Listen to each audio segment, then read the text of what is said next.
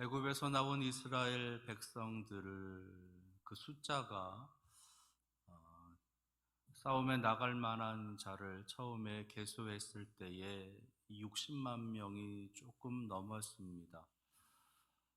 그래서 학자들은 장정만 60만 명이 넘었기 때문에 여인네들 그리고 어르신들 그리고 아이들까지 다 하게 되면 200에서 250만 명 정도가 되어지는 그러한 숫자다라고 이야기를 합니다. 200에서 250만 명이 계속해서 어딘가로 행진을 해 가는 거예요. 겨우 몇십 명, 몇백 명 그룹을 져서 움직이는 것이 아니라 200에서 250만 명이나 되는 대단위의 사람들이 무리를 지어서 다니는 겁니다. 그 모습이 어떠했을까? 그 모습이, 그 길이가, 그 넓이가 얼마나 됐을까? 쉽게 가늠하기 어려운 그러한 엄청난 규모의 사람들이 대이동을 하는 거지요. 따라서 그들의 움직임은 주변에 있는 다른 족속들, 다른 나라들의 주목의 대상이 됩니다. 왜냐하면 그들은 하나님, 그러니까 그들이 섬기는 하나님, 곧 여호와 하나님의 말씀을 따라서 애굽에서 나온 사람들이에요. 그 당시 가장 강대국이라고 그렇게 알려져 있는 애굽, 그 바로의 군대를 꺾고 거기서 자유를 찾아서 뛰쳐나온 사람들이다라는 겁니다. 그들의 힘이 얼마나 강했기에, 그들의 힘이 얼마나 대단했기에 애굽조차도, 바로의 군대조차도 그들을 막을 수 없었을까? 그러한 이런저런 소문들이 도처에 퍼져가면서 주변에 있는 족속들, 주변에 있는 나라들에게는 큰 위협이 됐겠다라는 거지요. 그 많은 인구들이 분명히 어딘가에는 정착을 하게 될 거고, 어딘가에서 터를 잡아서 살아가려고 할 텐데, 그 엄청난 사람들이 몰려왔을 때, 우리 족속이, 우리 나라가 그들을 감당할 수 있을까? 그들과 싸워서 이길 수 있을까? 또는 그들에게 밀려나는 것은 아닌가? 그들에게 우리의 터전이, 우리의 집이, 우리의 땅이 빼앗김을 당하는 것은 아닌가라고 하는 그런 엄청난 위협, 그런 공포가 있었다라는 겁니다. 거기다가요, 말씀드린 것처럼 바로의 군대를 꺾은 사람들이에요. 그리고 출애굽기 17장에서 우리가 함께 살펴봤었는데 아말렉이라고 하는 족속과의 싸움에서도 그들은 승리를 거두었었던 사람들입니다. 뿐만 아니라 우리가 아직 살펴보지는 않았지만 21장에서는요, 네겝이라고 하는 그 지역에 있었던 족속의 사람들, 그리고 아모리 족속에 있었던 사람들, 그 사람들을 다 물리치고 이제 요단 동편까지 진입한 그런 상태이다라는 겁니다. 그러니 그 소문이 널리 그 주변에 있는 다른 많은 국가들에게, 족속들에게 당연히 그 소문이 퍼져 들어갔겠지요. 또 하나 우리가 짐작할 수 있는 것은 이제 여호수아에 가시게 되면 이제 그 가나안을 들어가서 여리고라고 하는 성을 정탐할 때 라합이라고 하는 그 기생을 만나게 되지 않습니까? 그때 그 기생이 하는 이야기가 너희들에 대한 소문을 우리가 익히 듣고 있었다는 거예요. 너희가 섬기는 그 하나님은 상천하지에 아주 위대하신 하나님이다. 그리고 너희들에 대한 소문 때문에 우리의 마음이 다 녹아내렸다라는 겁니다. 그러니까 이미 이 이스라엘 백성들에 대한 소문, 그 이스라엘 백성들의 하나님 여호와 하나님에 대한 소문은 그 근동 지역에, 그 근동 국가들에게 널리 퍼져 있었던 거예요. 그래서 혹시 우리들의 땅으로 들어오는 것은 아닌가?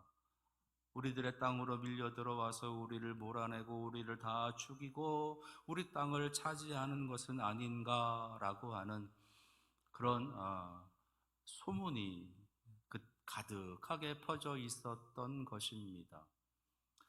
오늘 함께 읽은 말씀 속에 요단 동편에 미리 살고 있었던 모압이라고 하는 족속, 그 땅을 다스리고 있는 발락이라고 하는 왕에게도 그 소문은 벌써 들어가 있었던 거지요. 그래서 이제 이스라엘 백성들이 아모리 땅을 넘어서 이제 모압 근처까지 들어와 있다라고 하는 이야기를 듣게 되는 겁니다. 그러자 이 모압이 한 가지 수를 꺼내 드는 거예요. 그게 뭐냐? 이스라엘을 저주하겠다라는 겁니다. 그들 이스라엘이 섬기는 여호와 하나님, 그 여호와 하나님보다 훨씬 더 위대하다라는 그 신을 섬기고 있는 한 점술가를 불러다가 이스라엘을 저주하자, 하나님을 저주하자라고 생각을 하고 이제 발람이라고 하는 이 점술가를 불러 들으려고 하는 겁니다. 그러니까 이 발람이라고 하는 사람은 그 일대에서 아주 용하다고 소문이 나 있었던 그런 주술가였던 거예요. 오늘 함께 읽은 말씀 속에서도 우리가 그것을 찾아볼 수가 있는데, 오늘 22장 6절에 있는 말씀, 본문 바로 앞에 있는 말씀입니다. 6절에 있는 말씀을 보면 이 발락이라고 하는 사람이 발람을 초청하면서 하는 말이 이렇게 말을 해요. 그대가 복을 비는 자는 복을 받고 저주하는 자는 저주를 받을 줄을 내가 알미니라. 그러니까 이 발람이라고 하는 이 주술가가 누군가를 축복하면 그가 복을 받는다는 거예요. 그런데 이 발람이 저주를 하면 그 저주가 그대로 임한다라는 것, 그것을 내가 알고 있다는 겁니다. 그러니까 이 발람이라고 하는 이 선지자, 이 주술가, 그가 믿고 있는 신을 통해서 복이 가기도 하고 저주가 가기도 한다는 거지요. 그래서 그 용한 발람을 초청해서 이스라엘을 저주하겠다, 이스라엘이 섬기는 하나님을 저주해야 되겠다라고 하는 그런 계획을 세우는 겁니다. 그래서 오늘 말씀에 보니까 모압의 장로들 그리고 미디안의 장로들, 그들이 한 떼를 만들어서 발람을 찾아가요. 오늘 말씀의 7절에 모압 장로들과 미디안 장로들이 손에 복채를 가지고 떠나 발람에게 이르러 그랬습니다. 복채를 가지고 갔다 그런 거예요. 국가적으로 복채를 가지고 가고 있는 겁니다. 그 액수가 엄청났을 거예요. 근데요, 오늘 발람이라고 하는 사람은 전혀 뜻밖의 대답을 하면서 뜻밖의 대답을 하고 있는 것을 우리에게 알려주고 계십니다. 오늘 13절에 있는 말씀, 발람이 아침에 일어나서 발락의 귀족들에게 이르되 너희는 너희의 땅으로 돌아가라. 여호와께서 내가 너희와 함께 가기를 허락하지 아니하시느니라. 하나님께서 나에게 나타나셔서 하나님께서 내게 오셔서 말씀하셨는데 너희를 따라가지 말라 하신다. 무슨 말이냐? 그들을 따라가서 저주도 하지 말고 그들과 함께 가지도 말라라고 하시는 하나님의 말씀이 그에게 들렸다라는 겁니다. 이 발람이라고 하는 사람이 여호와를 섬기고 있었느냐? 그렇지 않아요. 발람이라는 사람은 여호와 하나님을 모릅니다. 그런데 이 발람에게 하나님께서 들어가십니다. 그리고 그에게 말씀하시는 거예요. 저들을 따라가지 말라. 이스라엘을 저주하지 말라. 이스라엘은 복을 받은 자들이다. 그 말씀을 그들에게, 그 발람에게 들려주는 겁니다. 이 사건은 소위 발람의 신탁 사건이라고 그렇게 불려져요. 그리고 이 사건은 22장, 23장, 24장까지 세 장에 걸쳐서 아주 길게 기록되어져 있습니다. 아말렉과의 전쟁도 짧게 기록되어져 있고요. 여리고성을 점령하는 과정도 짧게 기록되어져 있는데 유독 이 발람의 신탁 사건은 세 장에 걸쳐서 아주 길게 기록되어져 있습니다. 그 말은 하나님께서 이 발람의 신탁 사건에 대해서 자세하게 기록해 놓으시면서 우리에게 말씀하시고자 하시는 내용이 특별한 메시지가 있겠다라는 거지요. 그래서 오늘은 이 사건을 통해서 하나님께서 우리들에게 말씀하시고자 하시는, 알려주시고자 하시는 신앙의 메시지를 좀 살펴보고자 하는 겁니다. 첫 번째는요, 자신의 불안과 두려움 때문에 누군가를 저주하지 말라라는 것이에요. 자신의 불안과 두려움 때문에 누군가를 해하거나 누군가를 저주하지 말라라는 겁니다. 이 발락이라고 하는 사람은 지금 자신의 불안과 두려움 때문에 이스라엘을 저주하려고 하는 것이에요. 물론 발락 자신의 한 개인의 어떤 상황일 뿐만 아니라 모압이라고 하는 그 족속 전체의 상황일 수도 있지만 그들의 불안과 두려움 때문에 이스라엘이라고 하는 한 나라를, 한 민족들을 저주하고 있다라는 것이에요. 자기들의 입장, 자기들의 견해, 자기들의 가치관에 따라서 누군가를 저주하고 있다라는 것.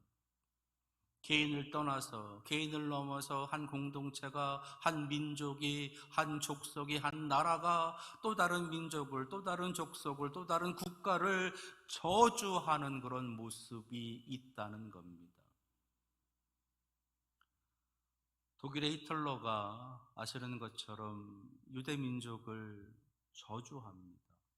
그리고 다 죽이려고 해요. 왜냐하면 그 유대 민족에 대한 극도의 어떤 혐오감뿐만 아니라 유대인들로 인한 불안과 두려움이 그에게 있었다라는 거죠.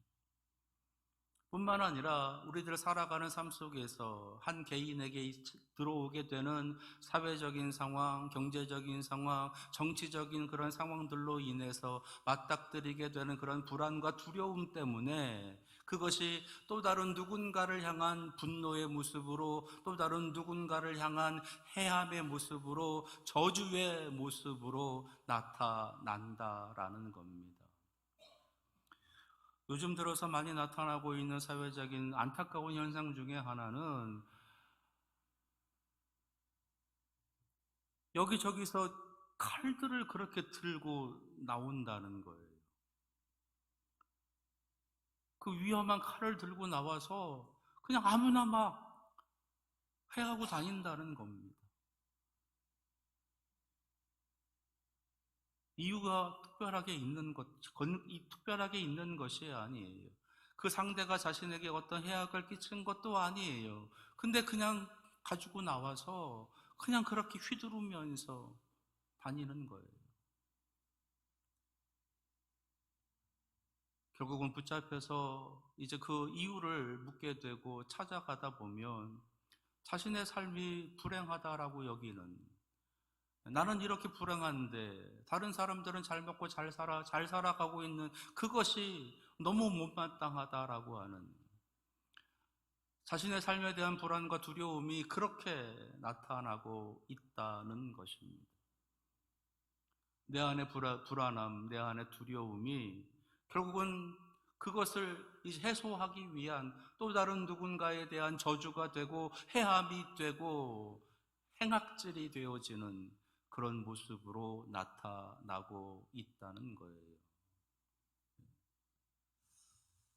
정치적인 상황이든 경제적인 상황이든 자신의 미래에 대한 불안, 자신의 어떤 진학에 대한 불안과 두려움, 취업이나 결혼이나 기타 등등 살아가는 어떤 우리들의 삶 속에서 크고 작은 일들로 인한 불안과 두려움, 그런 것들이 안타깝게도 다른 누군가를 향해서, 타인을 향해서 그것들이 표출되고 그것이 어둠의 모습으로, 행악의 모습으로 나타난다라는 겁니다. 특히 가족들에게, 가까운 사람들에게, 내 주변에 가깝게 살아가는 사람들에게 그러한 일들을 저지르는 일들이 많이 있다라는 거예요. 하나님께서는 오늘 이 말씀을 우리에게, 발람의 신탁의 사건을 우리에게 말씀으로 알려주시면서 너희들이 불안하다고, 너희들이 두렵다고 누군가에게 또 다른 저주를, 또 다른 해악을 끼치지 말라라는 겁니다. 너의 불안과 두려움을 또 다른 누군가에게 전염시키지 말라라는 거예요. 나의 불안과 두려움이 있을 때에 누군가를 향해서 저주하거나 누군가를 향해서 해악질을 하고 싶은 그러한 마음과 그러한 생각이 들 때에 믿음의 사람으로서, 하나님의 백성으로서 우리는 먼저 무릎 꿇고 기도할 줄 알아야 된다는 것이에요. 하나님께서 이 발람에게 주신 말씀 가운데 이런 구절이 있습니다. 오늘 12절 말씀에 하나님이 발람에게 이르시되 너는 그들과 함께 가지도 말고 그 백성을 저주하지도 말라. 그들은 복을 받은 자들이니라. 하나님께서는 이스라엘 백성을 향해서 발람에게 하시는 말씀이 이스라엘은 복을 받은 자들이다라는 겁니다. 이스라엘은 복을 받은 자들이다. 그들에게는 복이 있다. 그들에게서는 복이 나온다라는 거예요. 그 말은 우리들에게는 복이 있다는 것입니다. 적어도 하나님이 주시는 신령한 복이 우리에게 있다는 것이에요. 그래서 우리들에게는 자연스럽게 그 신령한 복이 나온다라는 겁니다. 그러니까 우리는 그 신령한 복을 드러내야 돼요. 의도적으로 축복하면서 살아가야 되는 것입니다.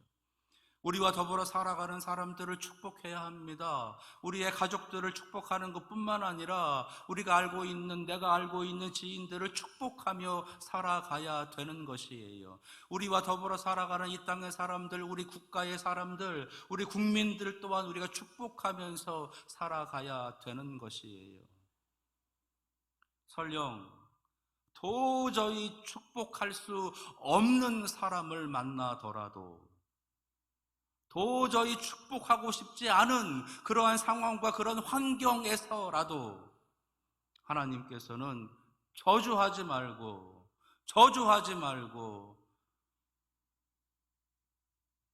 기도해라. 그를 위해서 기도해라. 그 환경을 위해서, 그 상황을 위해서, 그 공동체를 위해서 기도해라 말씀하시는 것입니다. 내 원수를 사랑하고 너를 핍박하는 자를 위해서 기도하라 하시는 거예요. 하나님께서는 우리를 축복의 사람으로 이 땅에 보내셨지 저주의 사람으로 보내시지 않으셨다는 겁니다. 따라서 우리에게 나가는 것은 최소한 기도가 나가야 되는 거예요. 그들만 불안하고 두려운 게 아니고요. 우리도 불안하고 두려워요. 이 땅에 살아가는 모든 사람들은 다 불안하고 두렵습니다. 저라고 불안하고 두려움이 없겠습니까? 저 또한 불안하고 두려워요. 그럴 때 하나님께서 하시는 하나님의 뜻은 그 불안과 두려움 때문에 누군가를 해하려고 하는 그러한 일들을 하지 말고 그들을 축복해라. 축복이 안 되거든 그들을 위해서 기도해라 라는 것이 오늘 이 하나님의 말씀에 여러분들의 마음에 깊이 새기셔서 축복하는 삶을 살아가시는, 아니 축복이 안 되거든 기도하는 삶을 살아가시는 여러분들 되시기를 바랍니다. 또 하나 오늘 사건을 통해서 알려주시고자 하시는 신앙의 메시지는요, 하나님의 은혜, 하나님의 축복은 누구도 막을 수 없으니 그것을 믿고 믿음에 합당한 정직한 삶을 살아가라는 겁니다. 하나님께서 우리를 향한 그 은혜, 그 사랑은 그 누구도 막을 수 없다는 거예요. 제 아무리 용하다라고 하는 발람이 와서 저주를 해도 그 저주가 통하지 않는다는 겁니다. 왜? 하나님께서 이미 그들은 복을 받은 자들이다라고 선포했기 때문에 하나님께서 우리에게 약속하신 그 축복이 이미 우리에게 있기 때문에 그 누구도 하나님의 은혜와 사랑을 우리들에게서 막을 수 없습니다. 따라서 우리는 그 은혜와 사랑, 그 은혜와 사랑이 우리에게 있음을 굳건하게 믿고 그 믿음에 합당한 정직한 삶을 살아가는 거예요. 오늘 이 발람이라고 하는 사람은 믿음의 사람이 아니에요. 하나님을 섬기는 하나님의 백성이 아닙니다. 근데요, 이 발락이 발람을 초청해서 이스라엘을 저주하라라고 그렇게 청탁했을 때에 그 말을 듣지 않습니다. 함께 읽은 말씀에서도 나는 너희들과 같이 갈 수가 없다. 하나님께서 내게 저주하지 말라 하셨다라는 것이에요. 근데 이 발락이 이 한 번만으로 이 발람을 초청하는 것을 끝내느냐? 그렇지 않아요. 연거푸서 3번을 계속해서 부릅니다. 처음에는 돈으로 불렀어요. 그 다음에는 자신의 권력, 자신의 힘으로 부르는 거예요. 너 안 와? 안 오면 내가 너 죽일 거야? 협박하고 부르는 겁니다. 그 다음에는 우리 같은 민족 아니냐? 같은 동족 아니냐? 이스라엘은 우리의 대적이다. 명분을 내세워서 청탁을 합니다. 그런데요, 발람은 그렇게 하지 않아요. 발람은 저주하지 않아요. 하나님의 말씀이 저주하지 말라 하십니다. 하나님의 말씀이 오히려 그들을 축복하라 하신다. 내가 어찌 하나님의 말씀을 들은 대로 전하지 않을 수 있느냐? 나는 하나님께서 내게 주신 말씀대로 그저 전할 뿐이다. 계속해서 이 발람은 그렇게 하나님 앞에 하나님 주신 그 말씀에 정직하게 나아갑니다. 발락이라고 하는 왕 앞에서도 그런 담대하게 그렇게 하나님의 말씀을 선포하면서 그의 신명을 지켜갔던 것입니다. 하나님을 믿지 않는 이방인조차도 이러한 정직한 삶을, 용기 있는 삶을 살아가는데 하나님을 믿는 우리들은, 하나님을 섬기는 우리들은 진리이신 하나님, 신실하신 하나님, 정직하신 그 하나님을 섬기는 우리들은 어떠해야 할까요? 우리의 삶에 정직함의 열매를 맺으며 살아가야 됩니다. 진리이신 하나님의 말씀, 그 하나님의 말씀에 합당한 정직과 진실의 열매를 맺으며 살아가는 삶을 살아가야 되는 것이에요. 여러분들의 삶은 어떠신가요?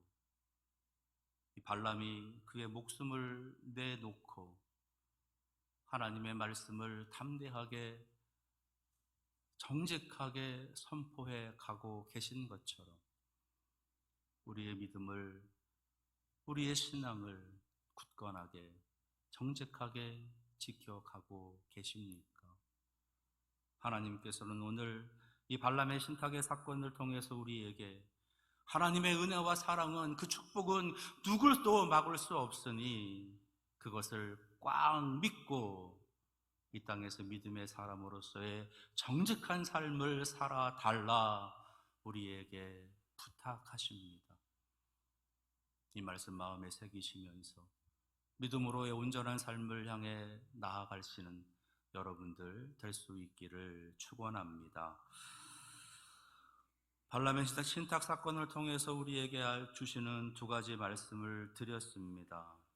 나의 불안과 두려움 때문에 누군가를 저주하지 말고 축복하는 삶을 살아가라. 축복이 안 되거든 기도하며 살아라 라고 하시는 말씀. 그리고 하나님의 은혜와 그 축복은 누구도 막을 수 없으니 그것을 마음에 꽉 믿고 믿음에 합당한 정직한 삶을 살아달라. 오늘 이 말씀 여러분들 마음에 깊이 새기시면서 한 주간 하나님의 내려주시는 놀라운 은혜와 능력 가운데 믿음의 삶을 굳건히 사랑하시는 우리 문익교회 온 성도들 되시기를 축원합니다. 기도하겠습니다.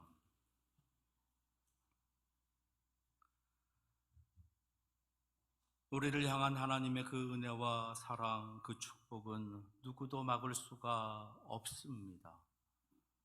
이것을 마음에 굳건하게 붙잡고 믿음에 합당한 삶을 살아가는 축복의 사람, 기도의 사람들이 되게 하옵소서. 예수 그리스도의 이름으로 기도합니다. 아멘.